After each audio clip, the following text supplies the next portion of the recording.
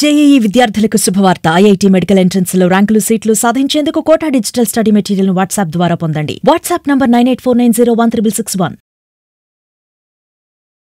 ప్రపంచాన్ని గడగడలాడించిన corona virus మళ్ళీ వచ్చేసింది. దీనికి సంబంధించి ప్రభుత్వాలు కొన్ని కీలకమైన సూచనలు కూడా చేస్తున్నాయి. దీనిలో భాగంగా ఈ రోజు ఏపీ గవర్నమెంట్ వాళ్ళు కూడా కొన్ని కీలకమైన సూచనలు చేశారు. అవి ఏమిటంటే, కరోనా వ్యాప్తి చెందుతున్న నేపథ్యంలో పెద్ద ఎత్తున గుంపులుగా ఉండొద్దనేసి సూచించింది. అట్లాగే రైల్వే స్టేషన్స్, బస్ స్టాండ్స్, ఎయిర్పోర్ట్లలో COVID-19 లో ఏ విధంగా అయితే నియమావళి ఉన్నదో వాటిని పాటించాలని కూడా చెప్పింది.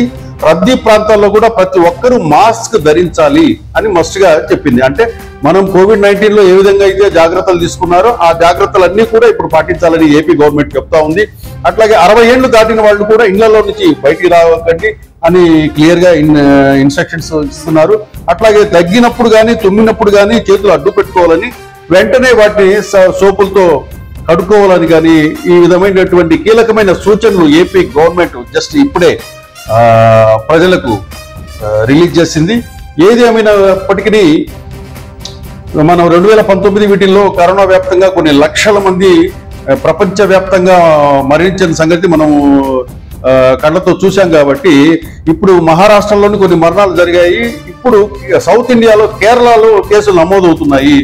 దీన్ని దృష్టిలో ఉంచుకుని ఏపీ గవర్నమెంట్ ఇమ్మీడియట్ గా ఒక ప్రెస్ రిలీజ్ ఇచ్చేసింది ప్రజల కోసం అనేసి.